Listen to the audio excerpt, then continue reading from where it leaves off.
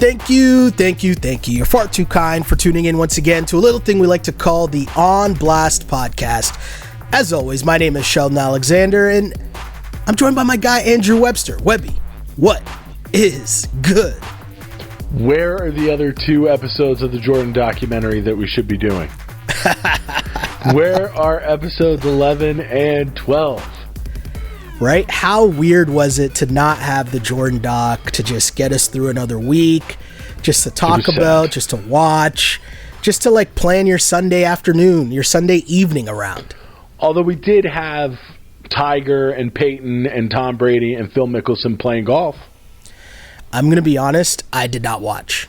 It was good. It was good. Those guys were really funny. And you know what? They had Chuck. Mm-hmm. They had Charles Barkley in the booth, who was awesome. But you know who really stole the show for me? Was Justin Thomas, the golfer. Oh. He was doing some of the commentary as well. And okay. He was really hilarious. Like, He was giving it to the guys who were out on the course, and he had an awesome, like, back and forth kind of thing going on with Chuck. He was great, man. He's going to be excellent on TV if you're a golf fan when his long career will be over. He's still a young guy, so I'm sure he's got tons of time left. But he was great. I thought he was really good. Well, there are signs of life, Webby, in the sports world. That's the key. Is that we've got sports on the horizon, Shelley. Yes, and of course, we would hope this goes without saying, but the precursor to this entire conversation as we dive into sports is that this is all based off everyone being safe and healthy and getting the continued go-ahead from the medical professionals and the government. Because as mentioned, we're not here to debate the public health, because leave that to the professionals. I'm not here to even pretend to try to know nearly enough about that to debate it in a public forum. But what I am here to talk about is sports. And so as of this moment, there seems to be, we're snowballing towards a return, and there's some sports to talk about.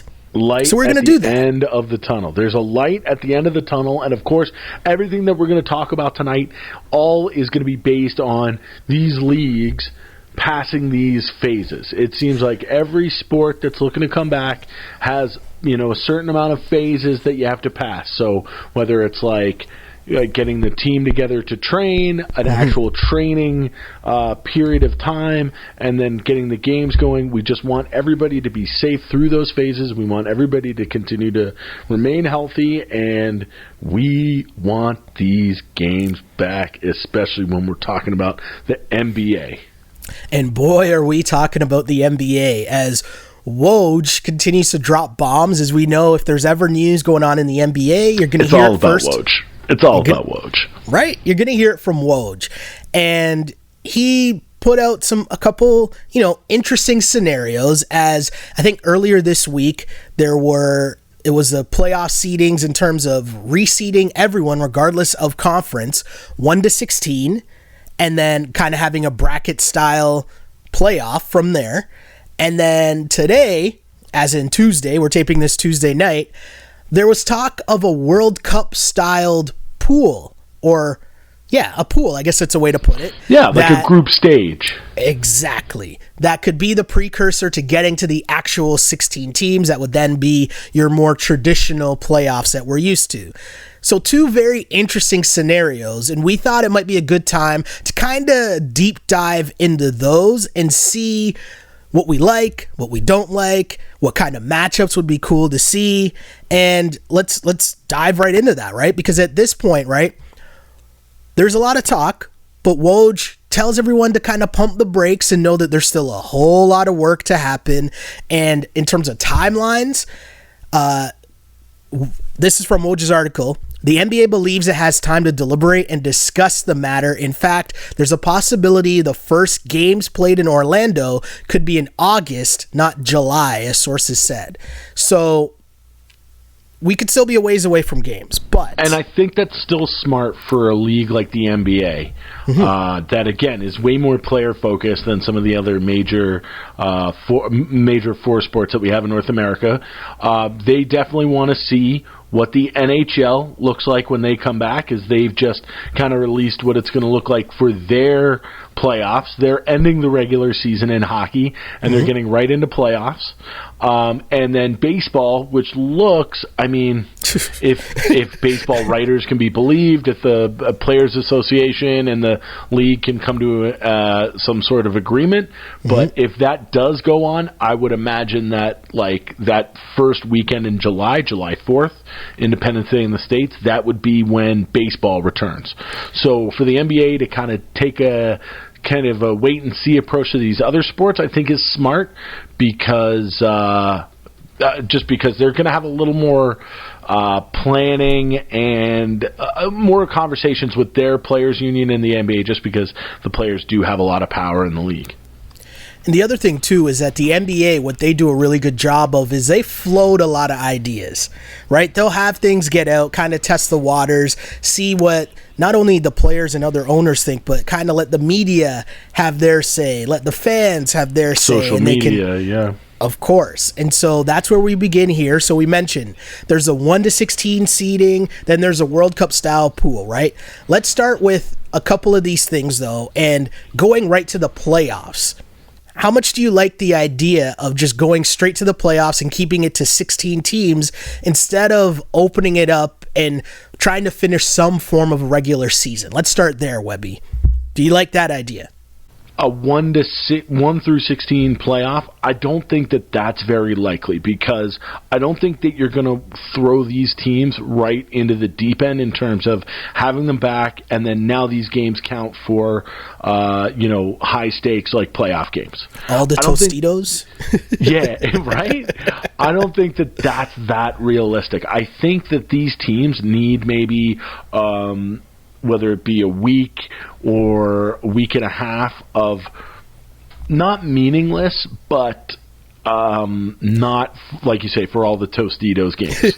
They need a little like lead in to whittling it down to a tournament style best of 7 or best of 5 into Sweet 16. I think that Kirk Goldsberry called it on his little infographic there. But like before we get to that 1 to 16, I think you're going to have some lead-in games, whether they be play-in games or, like we said, a group stage, or like the NHL is doing, seeding for the giving the top 4 teams in every conference kind of a bye, but have them play round robin while you have these preliminary almost playoff series that are not best of 7 but best of 5s, just to give everybody some time to get back into playing speed and playing shape. And then once you get it whittled down to 16, then we're ready to go. We're in the bubble in Orlando and we're getting games all day. I mean, this is what we've been waiting for. Yeah, and I probably should have mentioned off the top, people should know by now that it seems like it's going to be in Orlando, where they have this set up already. Kind of, there's a bunch of hotels where a bunch of the players could stay, obviously, and they have a bunch of courts all set up because they normally have AAU tournaments, and plus the relationship between Disney and ESPN, the same company, right? And so that's one of the major TV partners with the NBA as well. So that side of it is one thing that the NBA has a one-up on most other leagues. They kind of already have a great setup in terms of where they're going to host all these games. Super important. Yeah. But to get to your point, and I agree with you, you need a little something before it gets too real. You can't just go 0 to 100 from practice and 5-on-5 scrimmage after being off for 2 to 3 months right into the playoffs. That's super unfair. But also, the other thing for me is there's so many teams that were kind of on the brink, and I think it's kind of unfair to not give some of those teams a shot at getting into the playoffs. And I know they played 70-plus games. Do you know what I mean? I know they played 70-plus games, but still, for a team that would be so close, or a team like Portland who dealt with so many injuries and scrapped and clawed, or Zion's finally healthy, and to have those teams not get a chance to get in, like not have a chance, and you're 3.5 games out, that seems unfair, right? But the seeding is also super important too, because the Lakers, who were in first in the West, their schedule down the stretch was about to be very, very, very tough. Yeah. Right? So to just, get into the situation where you have the bracket and it's set and there's no anything else, it's kind of I don't want to say unfair, but there's a better way to do it, I think.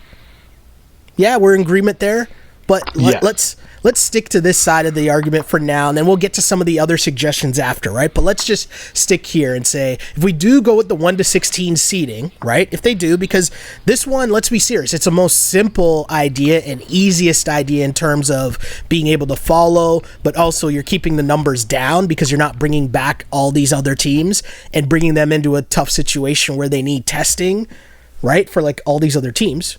And the other point about keeping it just a 16-team playoff and not adding all of these other games, all of these other dates, is that if you are going to start in August, you've got NFL season looming just around the corner. And the last thing that the NBA wants to do is have these games run into, an NFL Sunday, especially in a season like we're going to have where like every eye is going to be on what football looks like.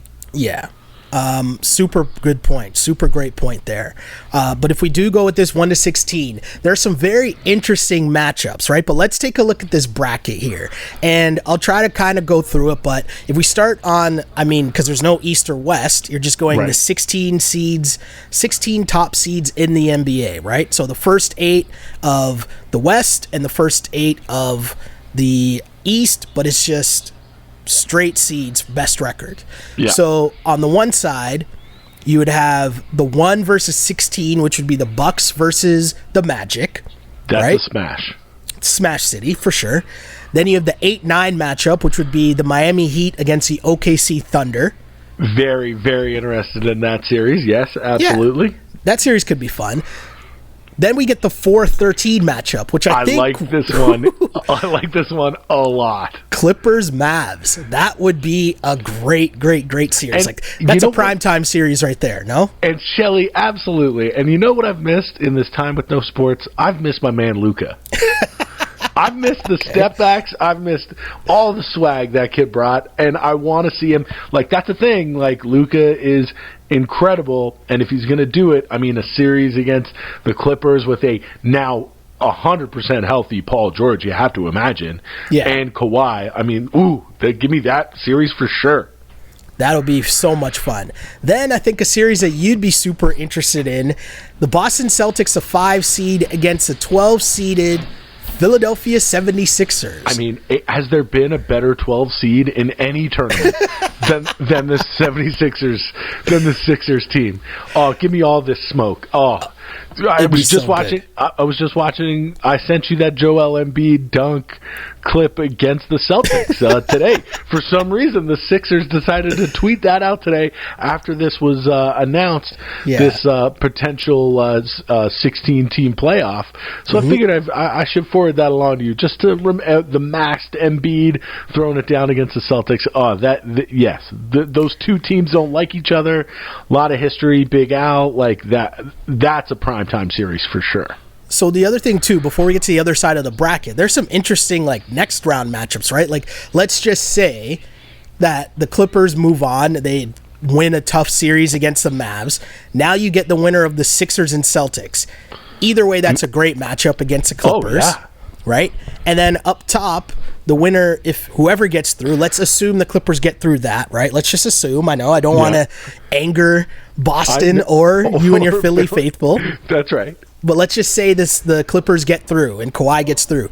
Waiting for you on the other side could be the Heat or most likely Giannis and the Bucks. That's a tough run.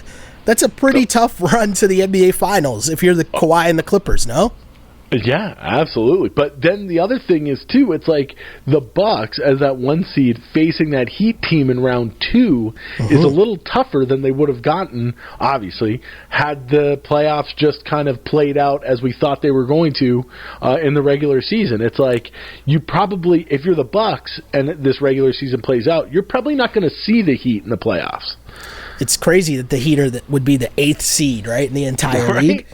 It is, yeah. Super interesting. But as we flip to the other side of the bracket, we got the number 2 seeded Los Angeles Lakers taking on the Brooklyn Nets. Okay, now the big question here is KD. Is that done for the year, or is there any chance of him playing? So there's a couple things here. I remember seeing an interview or listening to an interview with KD's like business manager, business partner. What's his name? Rex Kleiman. Yeah. Kleiman. Or Rich Kleiman. Yeah. I always get them confused because there's a former Raptors assistant coach that was like Rex or Rich Kleiman or Kleiman, and I'm mispronouncing the name now. He was the guy who was acting crazy in the first quarter interviews. Was that him? Yes. Yeah. Right. Yeah. So, but I think it's Rich Kleiman. Rich Kleiman. Yeah. So that's KD's business manager. I was listening to him, or his business partner as well. I was listening to him, and he was saying he doesn't think KD would be coming back this season. So that's not a no, though. It's not a no. He was saying that as of now, and this was a couple weeks ago, mind you, he was saying they hadn't really talked about it, hadn't really been a thing. The only thing that made me kind of perk up was when I think it was Chris Hayes who reported that all the NBA's top stars had a conference call together a couple weeks ago to gauge interest about the season coming back. When they listed all the stars that took place in the call, it was, of course, LeBron, Chris Paul, Giannis, listed off everybody who's who, but Kevin Durant's name was in that as well. Right. And I thought that was kind of interesting because if he's not coming back, why would he be one of the 4 people at the front to try to, be in on that conversation? Now, but with that said... Well, the second part of the question is, what about Kyrie? No idea. I was listening to Woj and Zach Lowe, and they were saying that as of now, like the whispers is that KD and Kyrie, they don't think those guys would be there. Because the other part to remember too is, okay, so Durant would be coming back from injury. This will be a tough, ramp up for anyone to jump in. Is it really worth it? And especially in this situation where you're coming back against the Lakers in the first round, right? Like, that's a tough space to put KD in with who's filling in to be their coach. Because if you remember, Brooklyn's coach, Kenny Atkinson, right? Or they mutually parted ways. I don't know which way you want to put it. Sorry. Same thing, right? Like, let's be serious. Oh, yeah. But I don't remember who it is that's stepping in for them, but it's clearly not whoever they're going to have next season, who I'm guessing will be handpicked by KD and Kyrie. But do you know what I'm saying? So what an incredible, because I think that obviously it wouldn't be 100%, but if anybody can put the fear of God into LeBron and the Lakers, for sure. That would be incredible. Risk, man. That's a huge risk, and if you're KD, it's kind of like to come right back in, and you got to guard LeBron. If you're those, listen, if anybody can do it, it's probably KD. But if you're the Nets, and if you're the owner of the Nets, which is no longer Prokhorov, right? Yeah. But if you're the owner of the Nets, I'm sure you're like, no, homies, just wait. But if you're KD and Kyrie, aren't you kind of calling it? Like, isn't Kyrie kind of calling KD and the other way around and being like, I'm going to be honest. To say we couldn't do this. Maybe if the matchup was a little different, but I don't think they want that smoke with LeBron. You don't have enough. You have a lot more to lose than you have to gain in that situation. You think that Kevin Durant and Kyrie Irving are afraid of LeBron James? I don't think they're afraid of LeBron James. I don't think that. I think that they would rather know that they are 100% healthy and they have chemistry with their teammates that they have not all played with yet before stepping into the NBA playoffs against LeBron James and Anthony Davis. That's very fair enough. That's a definite, a diplomatic answer. Oh, I gave my PC answer. I did not say they didn't want the smoke. That's not what I said at all. That is not what I said. I said, right? I said what I said, but I did not say they don't want the smoke. I'll let someone else say that. I'll let y'all assume whatever you want to assume.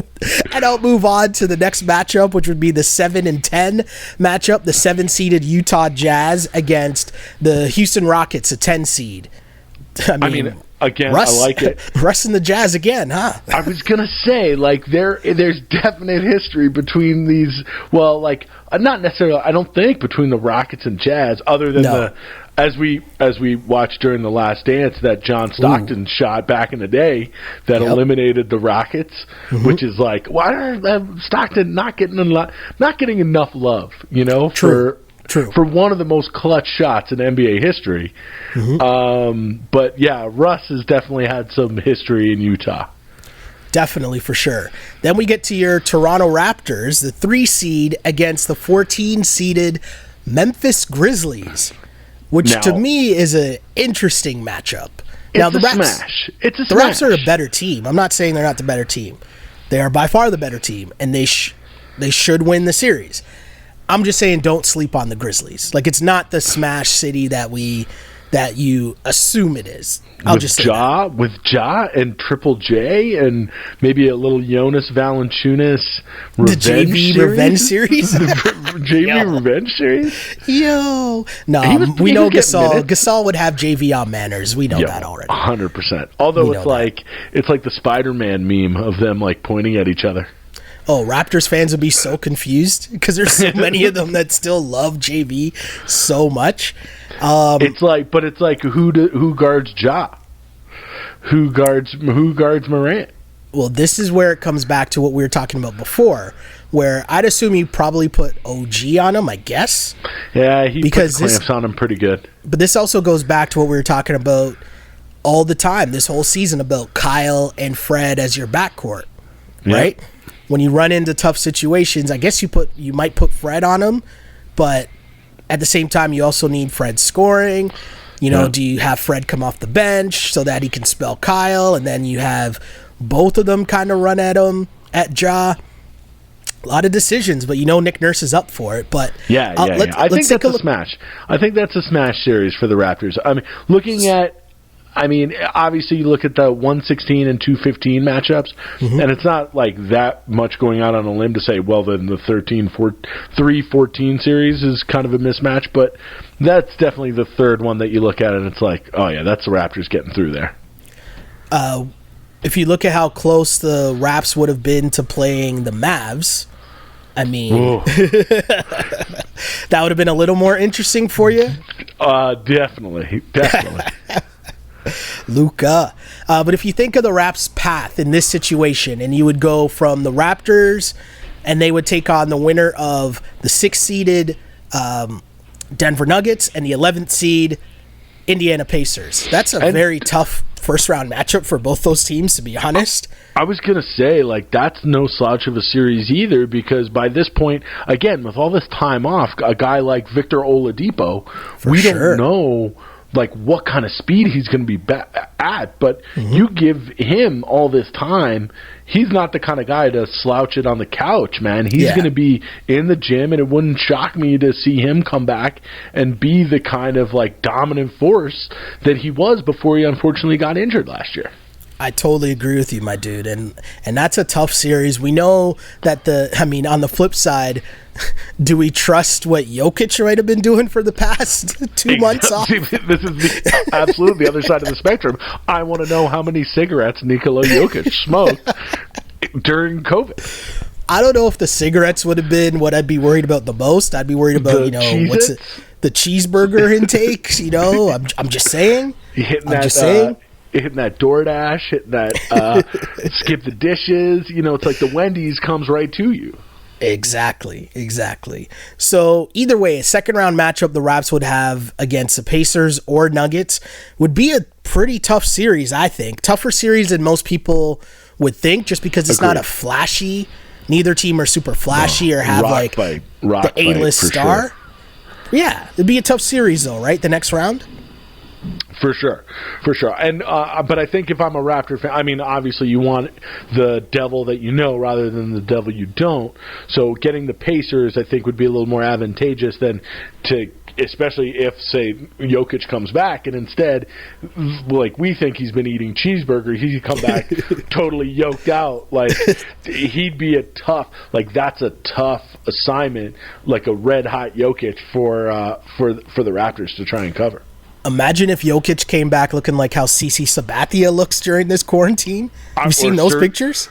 Oh, dude, like, that's not Serge Bar. That's not CC Sabathia. CC dropped one of the C's. It's now just C Sabathia. Fair enough, my dude. Fair enough. So if we say the Raps move on to the next round, I'd still say they'd be favored against either the Nuggets or the Pacers. But let's say they beat that team, then you'd have the Lakers waiting for them. Ooh, and that's and that's the last thing. Like imagine being a Raptors fan. I'm talking to like the number one Raptors fan. You've done you've like breathed a sigh of relief. Oh my God, the only time now that we're going to see LeBron James is in a potential NBA Finals. Nope. Oh my God, it's like, and then it's just like, because I saw that little cartoon on the internet the other day of like, it's like the really bad drawings, and it's like the Raptors. It's like, all right, PJ Tucker, you're the LeBron stopper, and then the next is, please stop, and LeBron just goes, no. It's like that's the last. Like you'd rather be on the other side of the bracket, right? Because you want Giannis, and I mean, you know, like yeah. You've owned, like last year was an embarrassment for Giannis. So the Raptors are obviously built to handle Eastern Conference opponents. But now, like, I mean, LeBron in that third round would just be unbelievable. And also, too, the tough part about having to play against LeBron and Anthony Davis, they're going to be a tough out for any team, but it's just because once they figure out that front line situation and they buy minutes with whoever's at center, Dwight or JaVale McGee.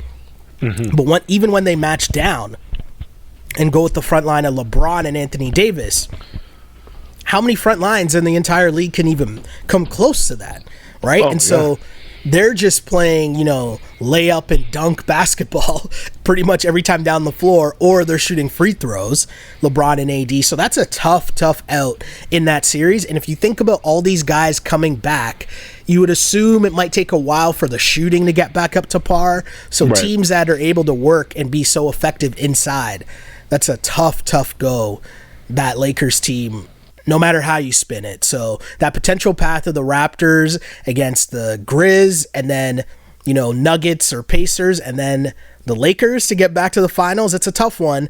But at the same time, I want to see the smoke of Rockets versus Lakers in round 2. I just think that'd be a fun series, regardless of if the Lakers win or not. I just think that would be a fun series to watch. Because and then that is like the total battle of styles that you want to see. It's like you just talked about, when the Lakers decide to go big and have LeBron and AD out there. Well, the Rockets have basically played the last 2-3 months of NBA basketball with no big men. Yeah.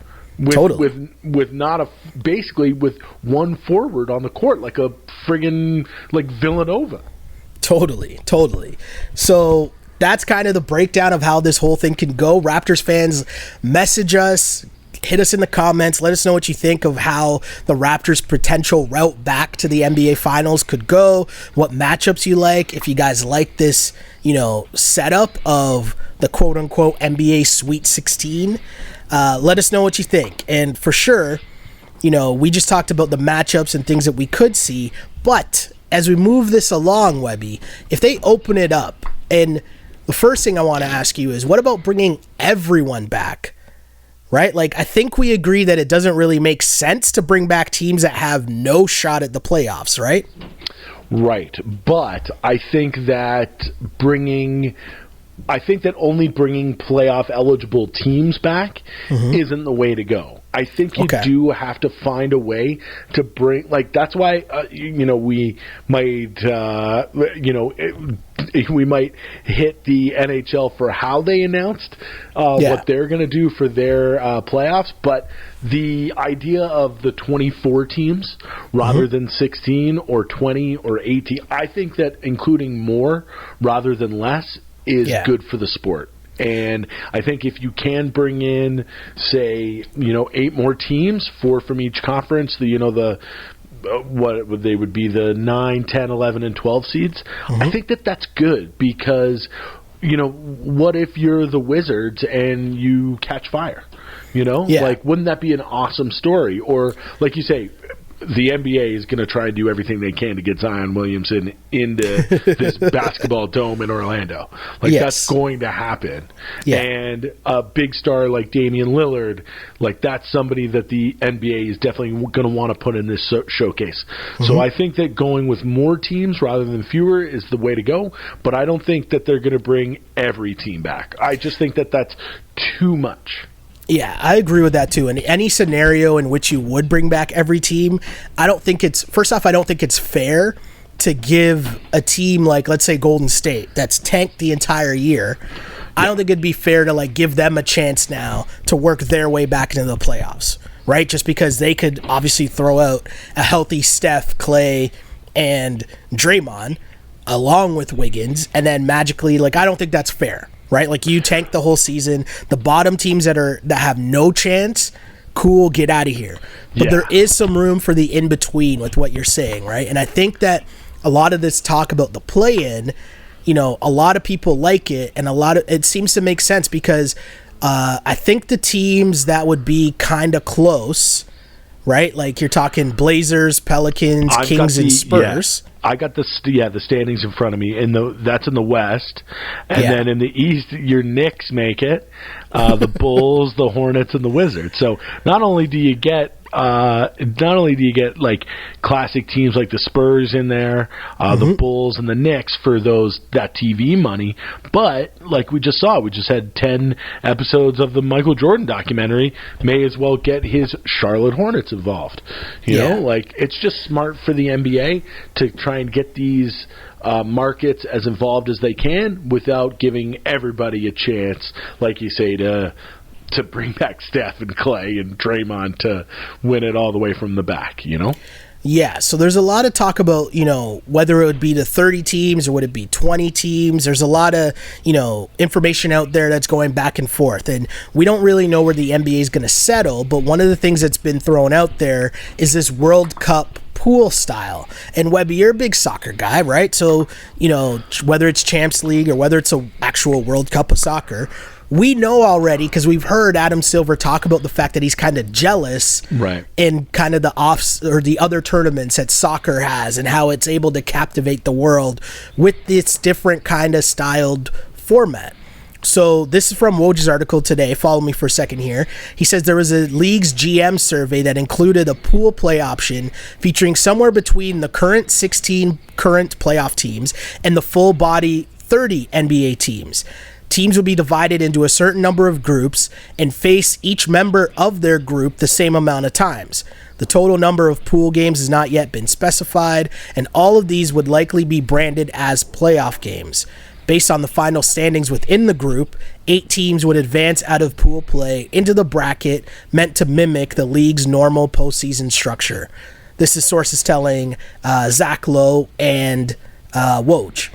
So, super interesting there. And I think the theory that people are kind of going with is the 16 teams that are in the playoffs, and they're saying the records in the East are probably so bad, but also the teams in the East were a little further away than the teams in the West. I think it was 3.5 games between the Blazers, Pels, Kings, and Spurs, right?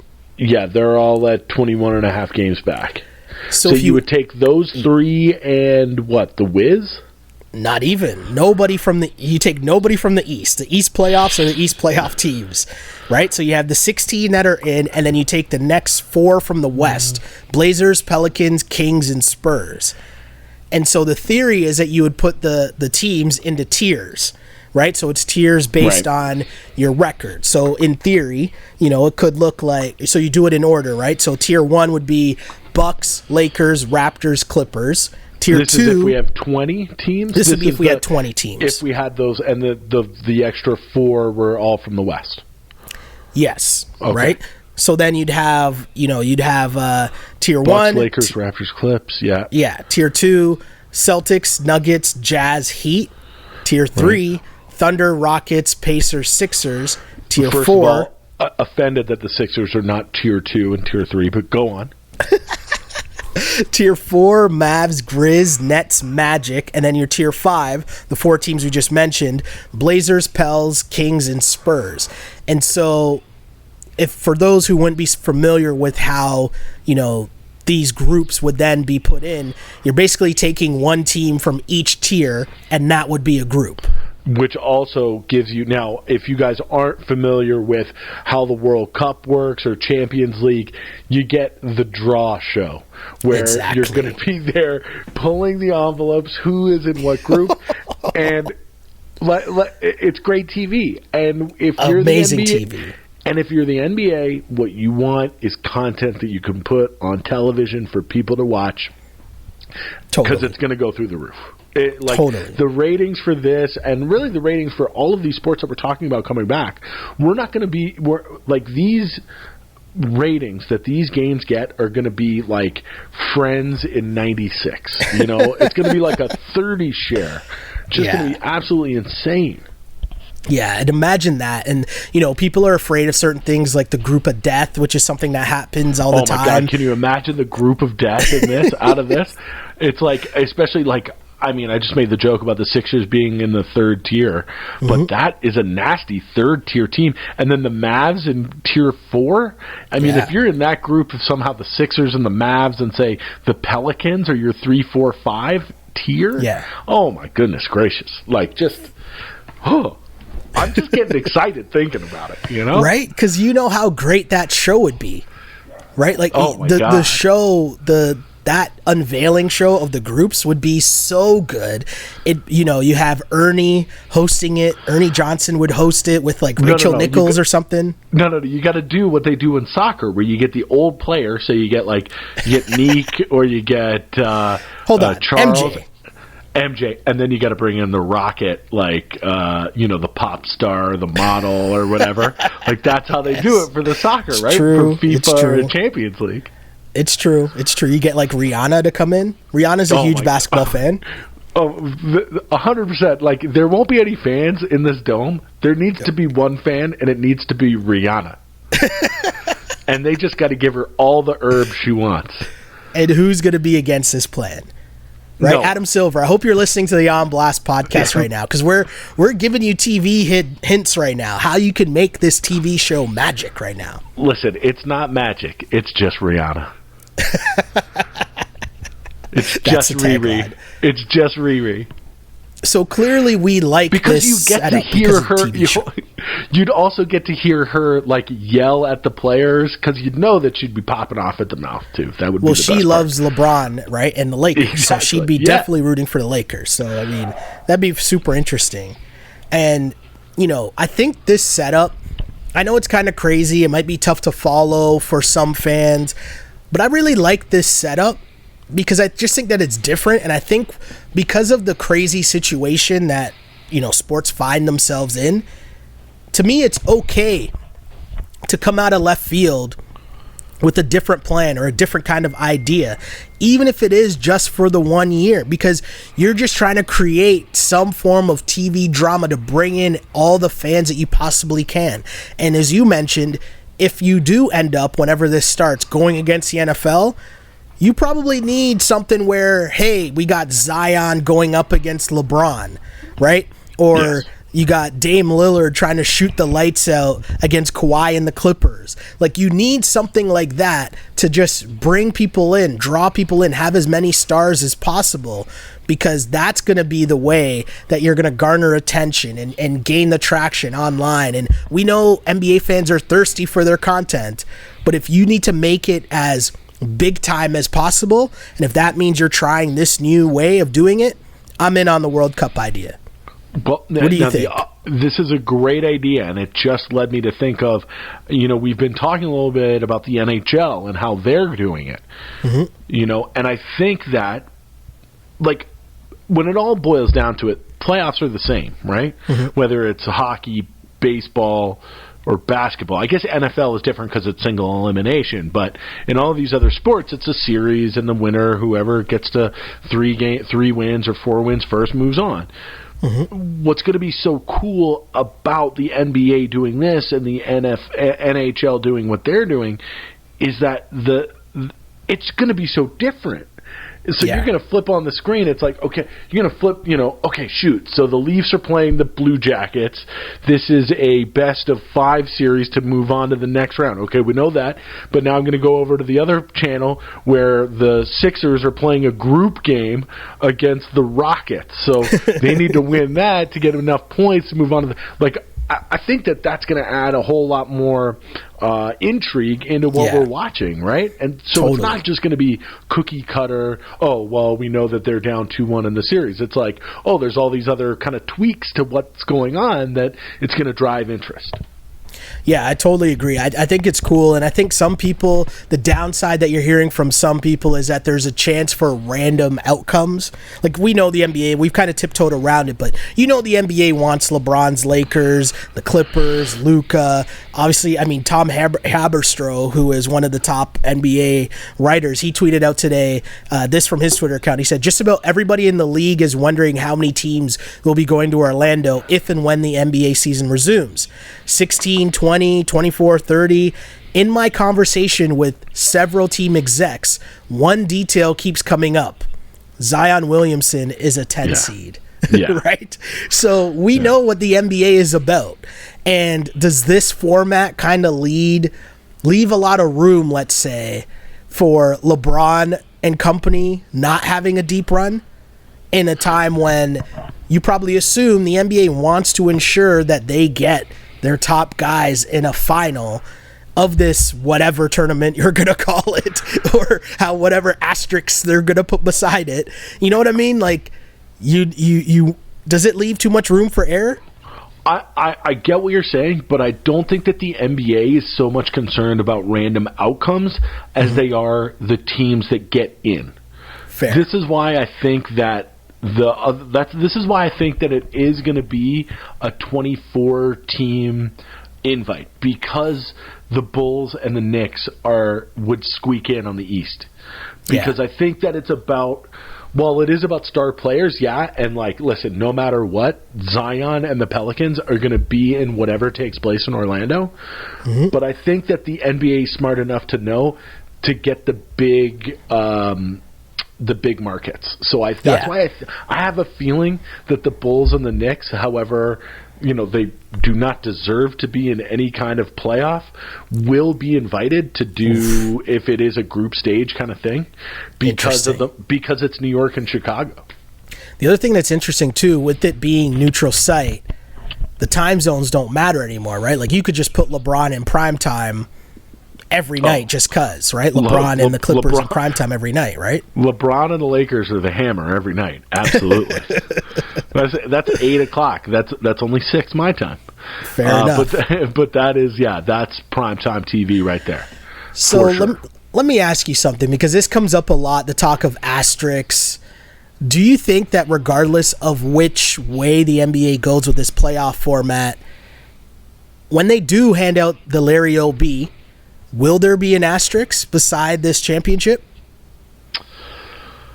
I think I don't think in the record books there will be. I think in the minds, you said regardless of who wins. Irregardless, not a word. Regardless of who wins. I think that it is it will matter who wins. Mm-hmm. I think that for example, if the Lakers win, there will be. If the Bucks win, there won't. Okay. I think that if LeBron does get his, what would it be, his 4th? LeBron's 4th chip. Yeah, LeBron's 4th chip, yeah. I think that people would say, well, that 4th one isn't, or if the Rockets won, or if the Sixers, please God, most people in the NBA would say, or if a real low seed were to win, I think that they would. But say if, the Nuggets or the Clippers or even the Raptors, the Celtics, I don't think there would be. Yeah, I think it's super interesting. And I just think no matter what happens, this 2020 NBA title, no matter how you hand it out, this year, no matter what, the whole year has an asterisk, right? Yeah. So listen, the last thing I care about as a sports fan is, will the winner have an asterisk? I don't care. Let's play these games, man. Let's go. That's fair, man. That's fair. And again, I mean, this is all based off the premise, as we mentioned off the top, that everyone is healthy, because that's first and foremost. 100%. And, you know, we're all talking about it under that, guys. And, you know, also, while sports has been out, we've tried to do a pretty good job of talking about what else we've been watching without sports being on every night. And of course, the Jordan doc gave us some things to talk about, right? Which, you know, shouts to all the people who commented, because there are a lot of people hitting us up in the mentions about our Jordan doc thoughts each and every week. We appreciated that. Same thing goes for what we were doing before the Jordan doc, where we were just giving out recommendations on things to watch. A lot of people were in the mentions either agreeing or disagreeing with our selection. So right. We thought, you know, right after we talked about the NBA coming back, that still might not be for a couple months. So we're still going to have to find somewhere to pass the time here. Right. So we've been kind of keeping track while the Jordan doc was going along, knowing that it would be over at some point. And we'll still be here looking for things to talk about in terms of what we've been watching. So I'm going to start with you, Webby, and I'll ask you first off, what have you been watching lately? What is it that you want to talk about here on the pod that has piqued your interest with there being no sports? Okay, so I know we're going to get to Dave. I know we're going to get to Billions, and I see that I see on the notes, I'm late on this, but Fleabag is okay. We're going to definitely hit that. But the one that I've been watching, it's a FX show, and it's about, it's a little different, about a piece of American history that I wasn't that familiar with, and it's about the 70s women's liberation movement. Okay. It's called Mrs. America, and it's starring Cate Blanchett. Now, it's not necessarily about, you know, some names you might recognize, like Gloria Steinem and the fight for women's equality. It's framed around Cate Blanchett's character, who is a real person named Phyllis Schlafly. Now, Phyllis Schlafly was a Republican lady, conservative lady. She was married to a lawyer, and her whole thing was that real feminism is following what your husband says to do. Oh, my husband allowed me to go out and say this. And she fought against something called the ERA, the Equal Rights Act, which still hasn't been ratified in the United States. And so we're talking about the 70s, beginning to mid to late 70s so far is where I've been watching this show. And it's just about women's liberation and the fight between these two groups of women, the women's libers and these ones who were way more conservative, like the housewives, basically, right? And they're both politicking on both sides of the aisle. There are Republican members of the women's libers, there are liberal members of the housewives. And the star power in this show, Shelley, would blow your mind. So there's Cate Blanchett, there is Rose Byrne. I don't know, she's an actress. Crazy Eyes from Orange is the New Black is in it. And they're all playing real people from the time. So if you're into history at all, and if you want to learn a little bit about, what it's like for the fair sex, as they say, and all the fights that they had to put up with before even we were around, I find that, females now will take some of this stuff for granted, right? And just the fight that was put into it, and there's a lot about race in America and where females fit in, but it's so entertaining, and it's done in such a way that it's not a history lesson. It's not boring. It's really quick. It's really sharp, and there's a lot of great stars in it, great performances. So if you're interested in history at all, or if you're interested in, race or gender, definitely an awesome show. And it's on FX. It's called Mrs. America, so I can't recommend it enough. Okay, interesting. I'll add that to the list for sure. Yeah, a little off the beaten path. Something that maybe some of our listeners may not be up on, but I can't recommend it enough. So, I'll definitely add that one to the list for sure. And since you mentioned being off the beaten path in another FX show, we might as well talk about Dave. Because we almost talked about it a couple weeks ago, I guess off the air. And I was like, no, let's save it for the pod. I wanted to make sure that you... Oh, you hadn't watched it yet. Okay. I'd watched like a random, I'd watched the wooden t-shirt episode, and that was it. Okay. And then I stopped talking because I didn't want to sway you at all. All I said was, I have thoughts. Okay. Now, so real quick. Okay. With everything being known, Lil Dicky, or yes. Dave, the rapper that the show's about, grew up in my neighborhood in Philly. Okay. He went to like the neighboring high school. He's a couple years younger than me, and I didn't hear about him until like I had graduated university. He's quite a bit younger than I am. But when I first heard him, you know, it was funny. You know, Lil Dicky, you know, he's a parody rapper or whatever, and I thought he was funny. And then I looked him up. I was like, oh my god, he's from Cheltenham. So I started listening to him more and more. Yeah, and I was kind of like, in terms of him as a rapper, I was kind of on the fence until I heard him on Sway. Okay. Now, have you seen him? I have, yeah. On Sway, yeah, I did see that. And it's like one of the best ones of the last like 5 years. Like he's got real skills. And we'll get into this about the show, but I think he needs to lean into actually being a rapper rather than trying to be funny. Oh. Okay. That's interesting. That's what I'll say so far. Now, I want to hear your thoughts. Those are just prelim thoughts from me. The show I kind of felt was like, you know, a parody of his life going through the music industry. Am I reading that right? Like, is that a fair assumption? Yeah. Do you know what I mean? This kind of battle of, are you a serious rapper? Are you a joke rapper? What kind of rapper are you? What are you trying to say? All that stuff, right? So, like, I get what they were trying to do. The show I thought was okay, but I don't know, like, while I was watching it, I found that I liked the other characters. I found them way more interesting than Dave. Dave I just found super annoying, which I think you're supposed to find him annoying, right, which we'll kind of get to when we talk about Billions in a sec. But by the end of it, I was just like, you're like, the show's called Dave. And why isn't it about Gator?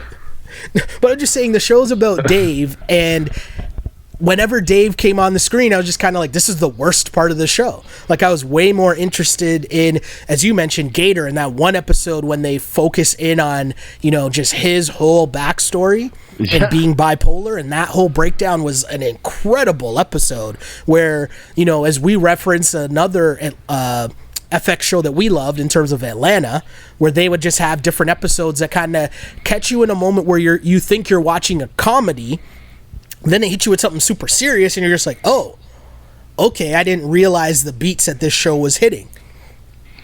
So they're like, yeah, go ahead.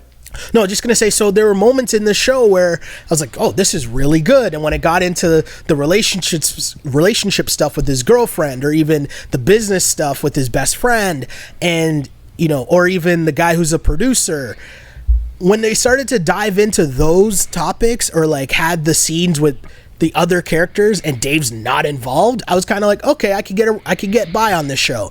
And it was kind of reminding me of Atlanta. It made me think like, oh, did they just kind of try to do like another version of Atlanta, but except, you know, instead of Dave instead of what's my guy's name? Why am I drawing a blank? Why don't Earn or Earn. Paperboy? I was trying to think of Earn's name, but in real life, I couldn't think of Childish Gambino for whatever reason. But instead of Lil Dicky, it's Donald Glover, and you see the parallels in that character, and obviously you're both are talking about the music industry.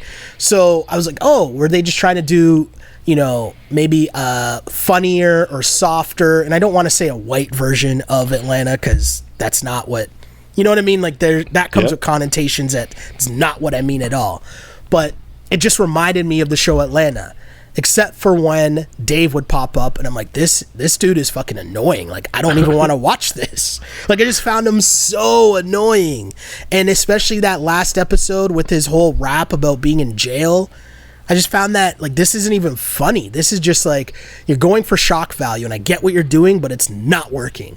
I wanted to turn it off. I only committed to watching it through the end just because I started it. Right. And like, you're 100% right. Like, 5 minutes of shit, even like just the the synopsis of what the show is about, you can't help but compare it to Atlanta, which is a shame because Atlanta is like a masterpiece, like some of the best television I've ever seen. So of course it's going to kind of get bid on for somebody else's version. But the thing is that like where Dave tries to have these moments of like relatability to normal people, like it doesn't touch Atlanta in that. Like, no, not even close. I am a white kid from, the suburbs of Philadelphia, but there has been no TV show that I've related to more than Atlanta, with the flashback episode and the FUBU. Yes, and which one is real and which one is fake. Yeah. That is more than television, right? Like, so even comparing yourself or trying to strive to Atlanta, it's almost like, why even try? Because that show is brilliant. Now, I agree with you that every time, like, and it's got to be on purpose that, like, Dave, every time he's on screen, you're just like, oh my God, dude, are you serious? Yeah. But the thing is, for me, it's like, being a fan of hip hop and stuff, I would be way happier if instead of making this show, Lil Dicky put out another album, but like elevated his sound to where it can go. Because he's got, like, first of all, he's got like the references, he knows his history about the music and what's good.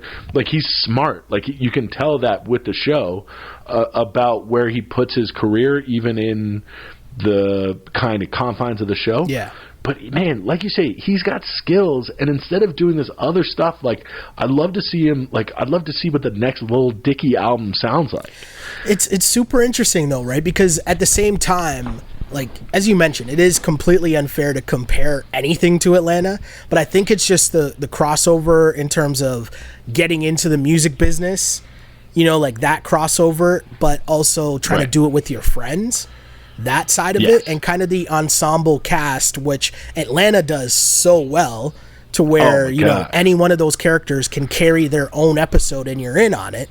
And I saw glimpses of that in Dave, where there's really good things there, like when you're dealing with the his girlfriend and the relationship with her family, and then her relationship with him, and just him dealing with his career. Like, that's an interesting thing there that they could dive more into, right? Same thing for his friend who's a producer and his girlfriend's roommate. That whole thing of when, two people within the group of friends start hooking up, and then how you balance that relationship within your friend group.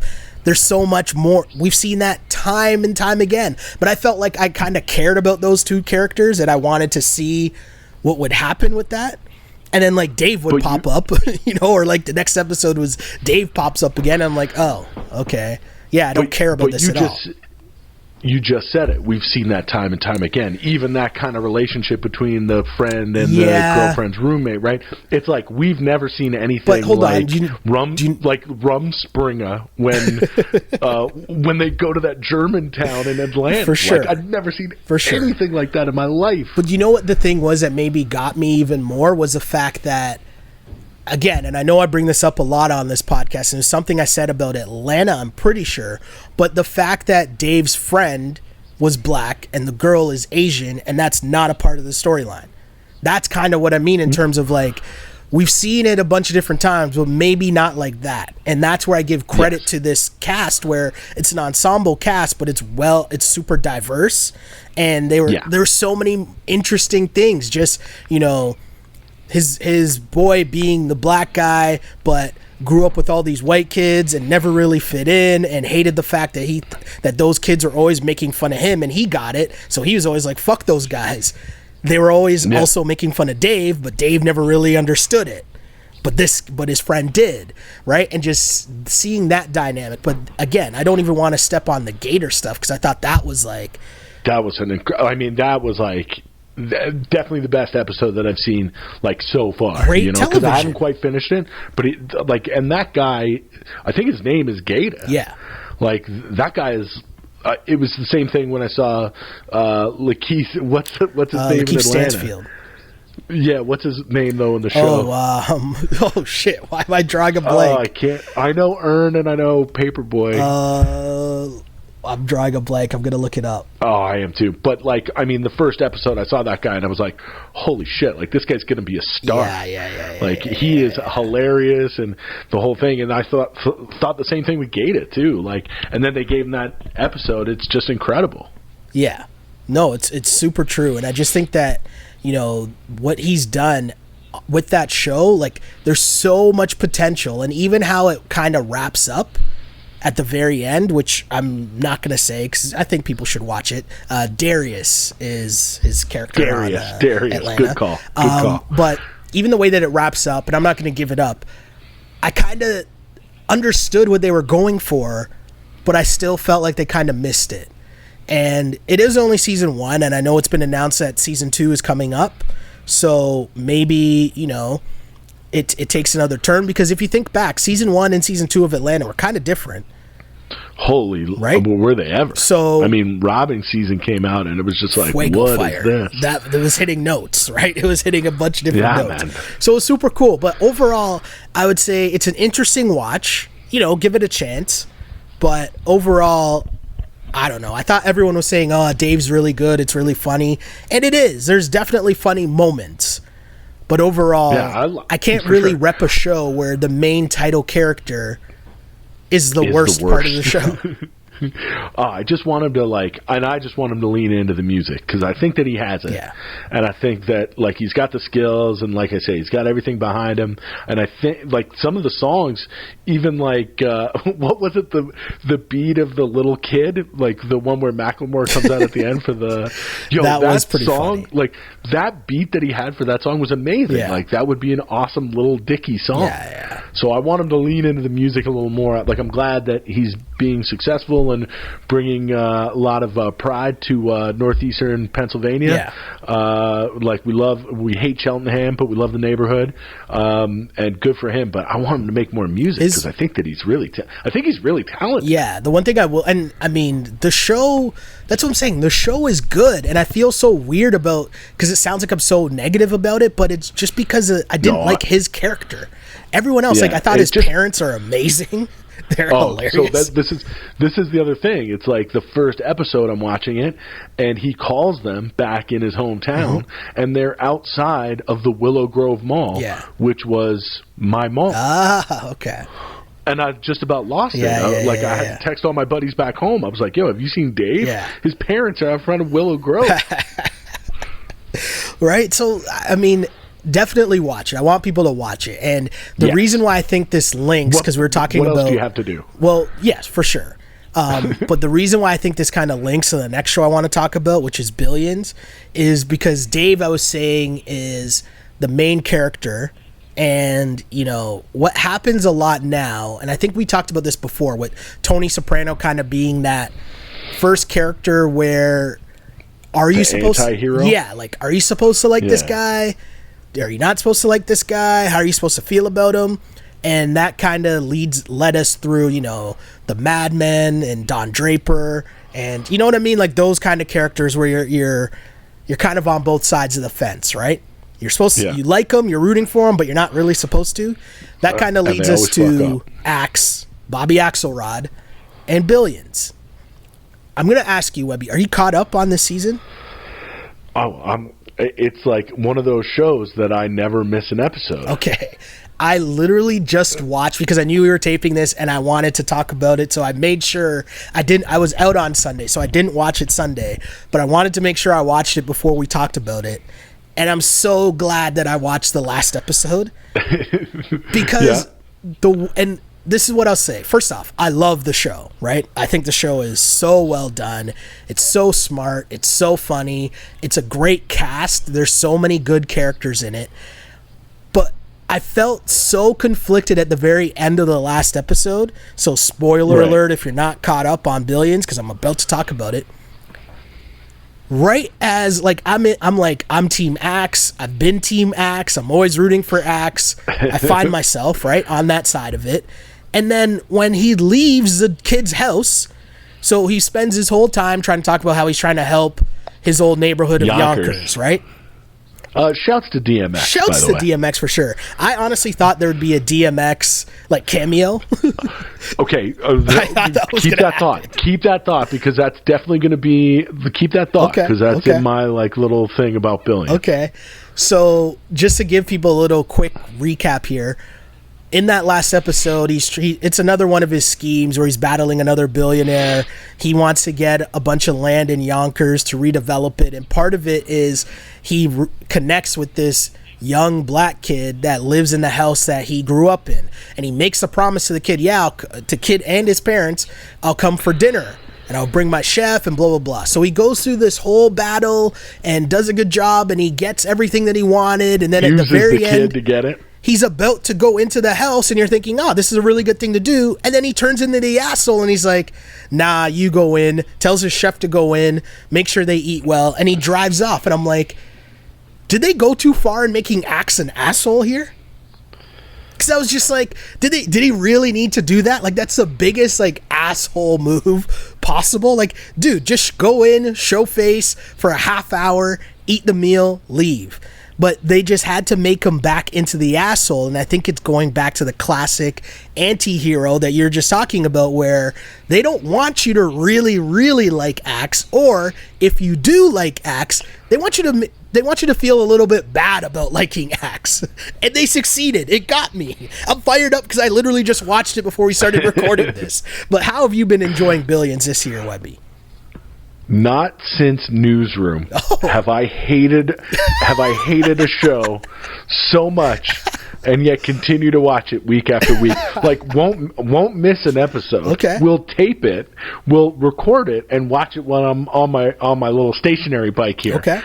Because and I couldn't figure it out. I hated this show for so long. I think that you're right, the characters are great. And I think the writing is great, and I'll Koppelman and Levine, the guys who write it, they do a really good job. And it's not dialogue when I'm talking about writing. I'll tell you why here in a minute. Okay. But first, the plot means nothing. Nothing in this show. It's true. There are no consequences in this show. Rich people it's basically problems. One of the. Yeah, it's basically nothing really bad or good happens to anybody on this show. But the reason why I love it is because this show is basically like a grown-up Entourage. You're not watching it to see if Vince and the gang can get out of this one. Yeah. You're watching it for all the cool shit and all the cool references. And cameos. And you're watching it because the people who are making the show know what they're talking about. Yeah. And the things that they're introducing in this show, or the cars that they're driving, or the places that they're going, the things that they're eating in Billions are so thought out and care put into that it is like, for me, watching Billions is like a vacation. Because, listen, I'm never going to drive like $300,000 motorcycle to the coast of Alaska to take ayahuasca. But if I did, that's how it would look, right? Yes. And you brought up the Yonkers thing. I was literally so surprised that DMX didn't show up in the episode, let alone them not even mentioning it, because they would never waste. It seemed to me like Koppelman and Levine, the guys who write it and created the show, and I think Aaron Sorkin's kid writes for it too. I think so.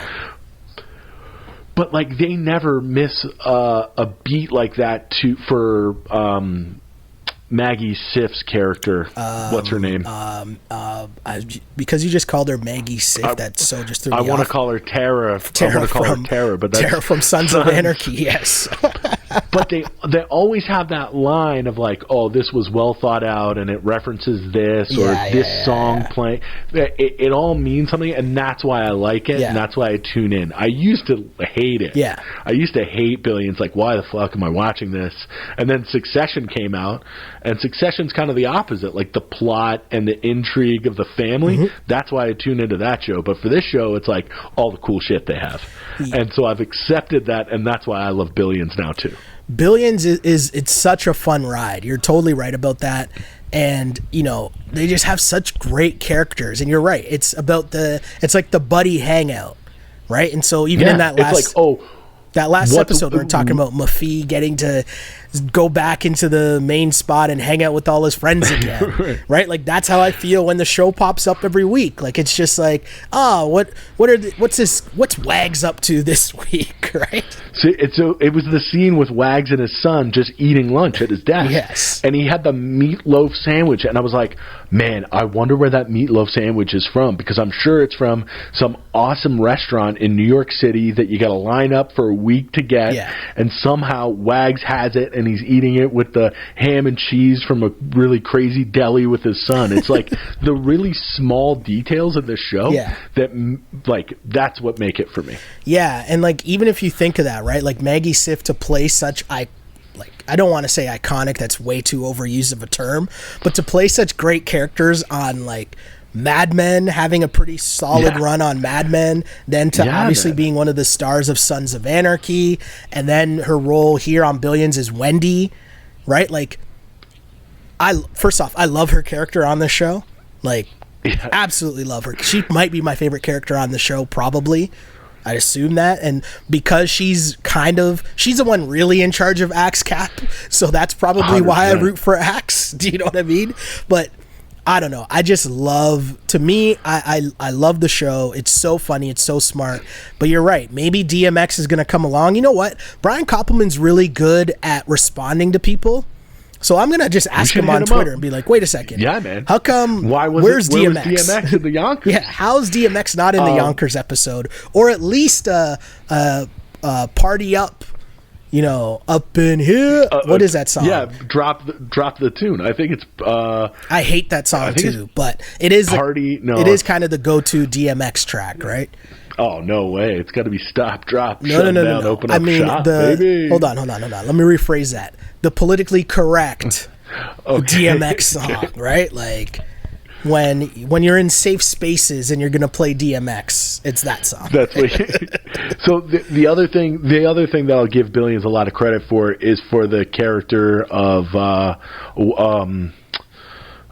the Taylor Mason, yeah.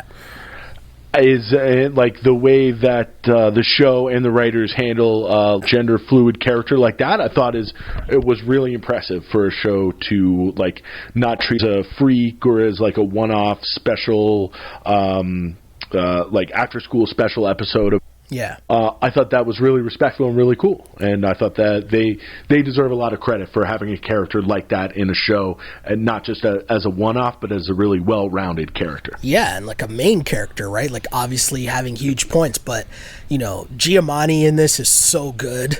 So good, right? His dad is like fucking incredible. I want a show about the dad. He's so good. The show is so good. There's so many good characters on this television show. I love it so much.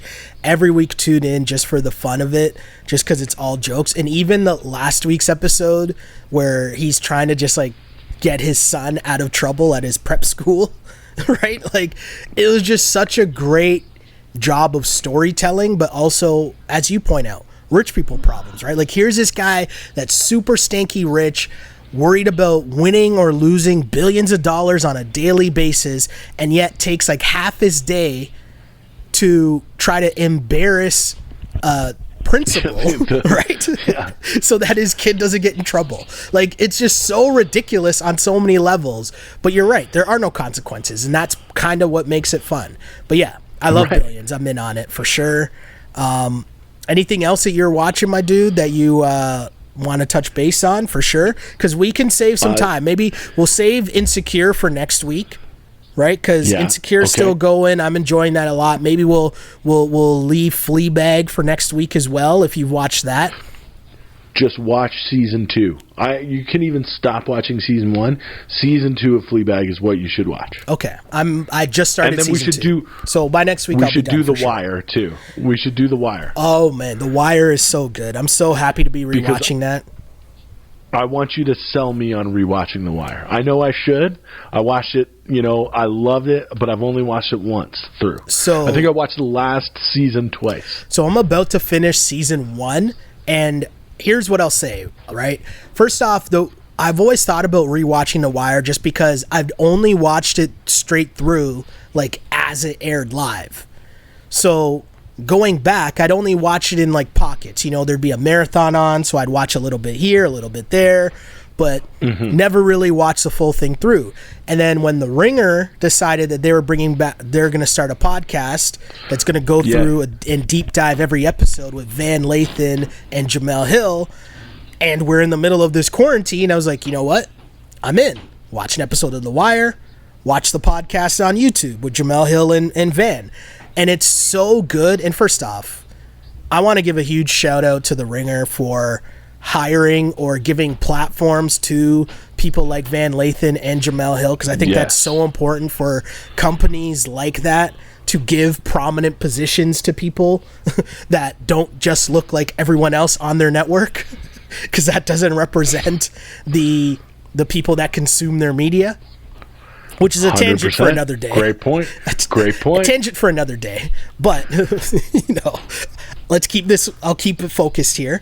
Yeah, I just love the pod. And the pod is cool because they watch it and talk about it like how I watch it and talk about it with my friends. And no, I don't mean, as I say this all the time on the pod, I don't mean black and white. I mean just, you know, being able to talk about, like Jamel Hill talks about how her parents dealt with addiction.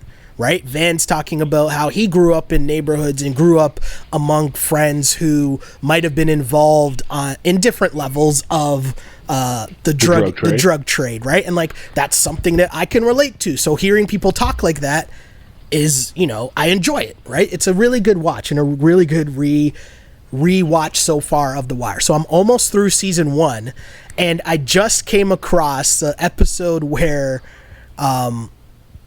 I don't want to give it away because I don't want to ruin this part for someone, even though there's no spoilers. Like if you've seen it, you've seen it or not. I'll just say this. I'll tiptoe around it.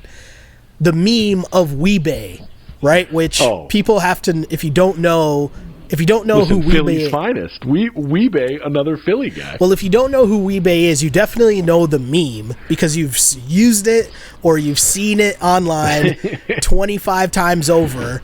I don't even know how to describe it. It's kind of like it's a black dude with a goatee and he's looking all surprised and he's like, what? He rubs the goatee and he's like, what? Oh, and he like turns around. You've definitely seen the meme 25 million times over. So I tweeted out that I'm rewatching The Wire along with Van and Jamel on their Ringer pod, and my reaction to this scene was like watching LeBron's chase down block on Iggy. I totally forgot what Weebay was reacting to in what has become one of the internet's best memes. And that alone made it worth it. Rewatching The Wire just to see that scene and be like, oh, that's where I forgot. That's where the meme came from. That made me laugh. So, and then the payoff that you get from Weebay in season 4 with the kids is like, oh my god, it's just so good, man. You know what? You don't even need to sell me on rewatching The Wire. I should fire it up right now. It's so good, and they do a bunch of like different trivia. They give you like deep dive information on the podcast about, you know, different storylines about all the characters and, you know, little insight, little tidbits and nuggets that you didn't know before. Like, I'm really enjoying it. It's so much fun. It's a great show, but also the big thing, and I know I'm going on a little too long here, but it's how much I really respect The Wire and how much I've refound the love for it, because I think when it aired, I'm obviously, you know, in my late teens, early 20s, and I still live in public housing. So I still like live in some level of that. So watching it then, it's under a different lens, and obviously now watching it as an adult, right? Like fully formed and grown. And so you have a different appreciation for the characters and the scenes and, you know, the reminder that, you're talking about Bodie and Wallace. Like they're like 16 years old. Do you know what I mean? And you kind of forget that. Oh, yeah. Right? And so just now being older, and now obviously you understand or you get a lot more the scenes that don't involve the street level stuff, you know, the politics behind the scenes, whether it's in the actual politician's office or just a police station, right? Like those things make so much more sense to you now as an adult and having worked in workplaces. I don't know. Right. Just a great watch. Definitely recommend it. Definitely recommend that pod as well. And yeah. You know, if I'm going to recommend a pod that's not the On Blast podcast, why not the Ringer pod? Have you listened to the Have you listened to the Boomerang rewatchables yet? I have not. That's on the list, though. That's on the list. It's pretty good so far in a movie that I've seen a few times in my day. Yes, I got to jump in and do that for sure. That's definitely on the list. I've really, really, really have, enjoyed reconnecting with some shows, finding new shows. We'll have a bunch more things that we'll recap next week. I'll talk about Homeland next week, The Loudest Voice, which I thought was a really good doc. I'll get in on The Loudest Voice. Yeah, so I got some stuff that I'll be able to say for next week. We'll get caught up on what's going on with Bobby Axelrod and company. We'll talk Insecure. And whatever other NBA news pops up, we'll be here to talk about that. Make sense? Yeah, man. Listen, hopefully we got some awesome news next week to kind of go over when it comes to the NBA. For sure, man. Sounds good for sure. But if in the meantime, between time, people want to recommend stuff. Oh, one other recommendation I got for you, Webby. Have you been seeing the Dark Side of Wrestling or Dark Side of the Ring? I know of it because the guy who makes it I've met before. He's like a director from Nova Scotia named Jason Eisner. Okay. He's directed a couple of movies, a couple of shorts that are really good. He's usually a horror director. Okay. But I know that he made the one about, he's made the series, and I know that they have one about one of my favorite wrestlers growing up, New Jack, from the Gangsters in ECW. Yes. And our mutual friend and big wrestling fan, Joe Bukanovic, was like, you need to watch this episode because it is incredible. I got to message Joe about it then, for sure, because I watched it and I was like, holy shit, what is this? Yo, New Jack was my guy. They used to come out, Shelly, this group, the Gangsters, on ECW, used to come out, and they used to play Natural Born Killers, Ice Cube, and Dr. Dre. They would play the song the whole match. Usually you just walk up to a song. Nope. They would play it the entire time. It's that doc. It was incredible. That series is really, really good. There's a bunch. Like there was the Owen Hart one. It kind of blew up because it had the Owen Hart one just recently aired, and then this season started with the Chris Benoit episodes.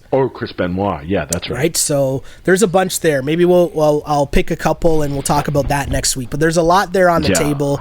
But I just want to put some stuff on your radar that we'll talk in full and kind of break down next week, because there's still not going to be sports, but maybe there'll be sports to talk about. But if I wanted to hit you up, Webby, if the people want to talk to you, where can they find you, man? Listen, it's the same on Twitter and Instagram. Hit me up anytime. Let me know what you're watching. Let me know if you have any good recommendations. Hit me up. It's at @awebster84. @awebster84 on Instagram and Twitter. Hit me up. And of course, you can find me at Shell Alexander on Twitter, at Sheldon Alexander on Instagram. And of course, shouts to the people that are liking and subscribing and sharing on iTunes, SoundCloud, Spotify, Google Play, YouTube, all of those places. Really appreciate you guys. We revamped the YouTube page looking froosh, if I do say so myself. So take a look and scroll through, see all that we got to offer there on the On Blast Podcast Network. Of course, the challenge is still going on, so we got our challenge pod up and running. Challenge has been amazing. It's been fuego fire. But yeah, just like and subscribe and tell your friends. Those things all matter when we got upstart things like this going on, and really appreciate the people that have been rocking us while there's no basketball to talk about. But we've been filling the void. We've been filling the void with recommendations. So really appreciate you guys rocking with us here, because as I always say, I used to pray for times like this to rhyme like this. This is the On Blast Podcast, as always, unpolished and unapologetic. Until next time, see ya. Peace. On blast.